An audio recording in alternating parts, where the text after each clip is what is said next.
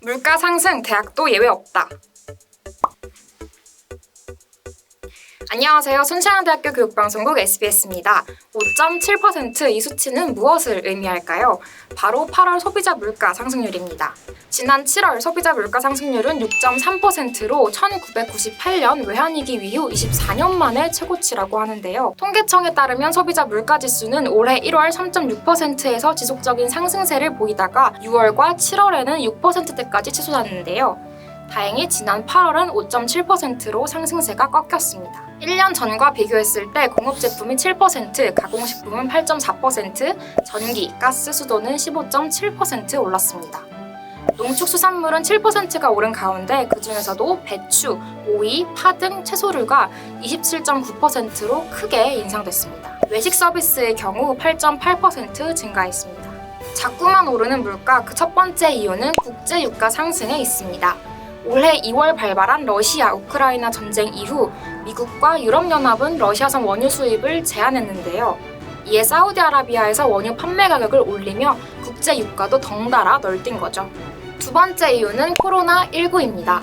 코로나로 침체된 경기를 살리기 위한 재난지원금 정책이 시중화폐량을 늘려 물가 상승에 기여한 겁니다. 이 밖에 가뭄, 홍수 등 기후변화로 인해 채소 및 과일 작황에 어려움을 겪은 영향도 있습니다. 자취생은 울상지었습니다. 우리 대학 인근에서 자취 중인 작업치료학과 21학번 강범수 학우는 매달 증가하는 식비로 물가 상승을 체감했다며 약 35만 원을 지출했던 지난 3, 4월과 달리 최근 7, 8월은 약 40만 원 가까이 식비를 썼다고 하는데요. 특히 대파, 계란 등 신선식품이 많이 비싸진 것을 느꼈다고 합니다. 우리 대학 역시 물가 상승 피해갈 수 없었습니다. 자율배식으로 이뤄지는 향설 일관식당과 교직원 식당은 최근 가격을 인상했는데요.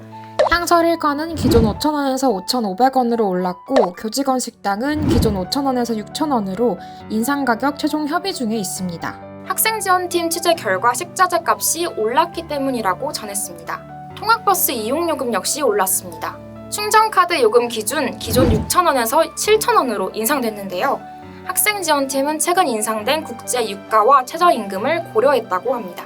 또 월요일과 금요일에 통학버스 이용이 시중되어 있어 다른 요일은 이용률이 낮다고 하는데요. 이로 인한 버스 관리 비용의 증가 역시 원인이라고 밝혔습니다.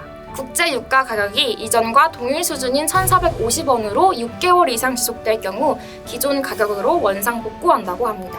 평소 통학버스와 교내식당을 자주 이용하는 일반대학원 의료과학과 20학번 이정화 학우는 인상 소식을 듣고 당황했다고 합니다. 평소 교내식당의 질이 높다고 생각하지 않는데 6,000원을 주고 먹을 바에는 더 비싼 값을 내더라도 교회 식당에 괜찮은 밥을 먹겠다고 말했는데요. 학식의 가장 큰 장점은 저렴함인데 저렴하지 않다면 굳이 이용할 필요가 없다는 겁니다. 통학버스 인상에 대해서는 국제유가가 예전 수준으로 떨어지는 상황이 지속되기는 어려울 것이라며 가격이 인상될수록 이용률은 더 감소할 것이라고 지적했습니다. 치킨값이 무려 2만 원인 시대입니다.